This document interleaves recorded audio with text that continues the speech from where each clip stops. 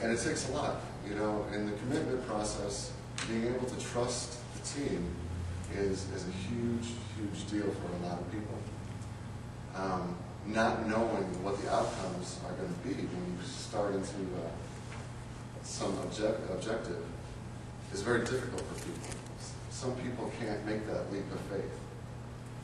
But if we get to a place where we are working together as a team, if you can trust each other, that leap of faith is not nearly as dangerous as it would appear.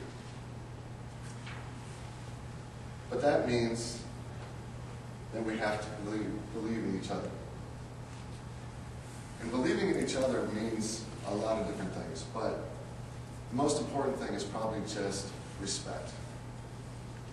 Respect that the people that are in the positions doing the things that they're doing have your best interests and have your best interests in heart, and also are working towards objectives that will benefit you. Respecting each other as individuals requires that we engage on a common ground. Finding the things that we share in common that will allow us to take the things that we disagree about, the things that we don't know about, and making those things more comfortable. That usually is difficult because we're all different. We're different people with different histories, different backgrounds, different skills, and we come at these topics with different styles. So if we can take some time, and we will, and we did yesterday with the Public Services group, and we will next week with the CTS group, if we take some time to get to understand what style means when we talk about communication, how people speak, how people listen, what key words they focus on, what are the interests that capture their imagination first. If we take the time to understand that, we will be able to move forward in a way that is much more productive and much more fun, honestly. Because if we can do that, the part of teamwork that is, you know, everybody's favorite, it's the high five. It's, you know, two football players and a slap on the butt. And that's where you want to get to, where you're that comfortable and you're encouraging each other and you're excelling. Now, in an organization like a library, that probably has a different physical reality. But the concept is the same. The idea is the same, and that's what we were attempting to do. So in 2009, as we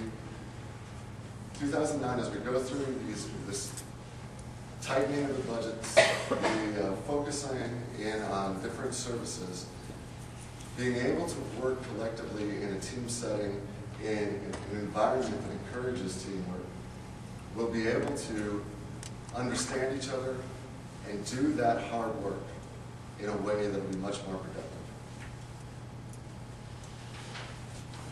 How are we going to do that? Well, we started the process.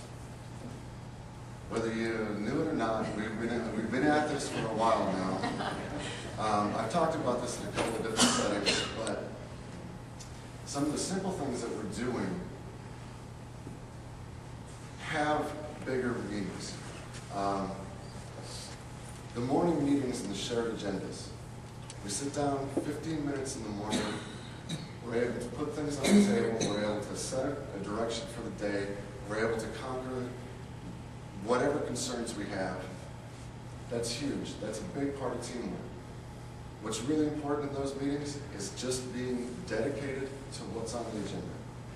Focus in, take care of the items on the agenda, and move forward.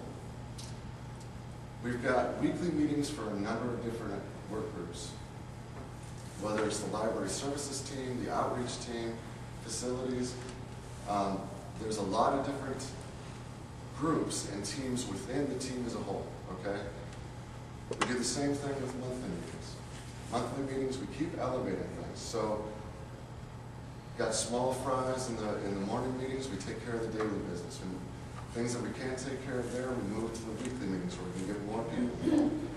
In some systems, we don't have weekly meetings, If it's something that we need everybody's attention on, we move to a monthly meeting, okay?